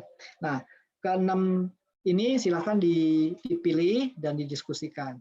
Ini gunanya apa? Gunanya untuk membantu teman-teman dalam penilaian pada saat nanti UTS dan UAS ya. Dan ini tulislah yang bagus dengan tiga bagian. Part pertama ya pendahuluan, latar belakang. Yang part kedua adalah bab permasalahan diskusi ya, pengalaman atau permasalahan yang dihadapi. Bab yang ketiga adalah saran dan pendapat. Silakan kalau ada punya saran, pendapat terkait dengan topik-topik tadi, silakan ya. Begitu, teman. Oke? Baik, siap, Dok. Siap ya. Oke. Nah, mohon teman-teman karena sudah sampai mendekati maghrib dan kita sebentar lagi buka puasa, saya ucapkan terima kasih atas perhatiannya. Mudah-mudahan yang bagi mereka yang berpuasa, puasanya dapat diterima Allah dan Amin. lancar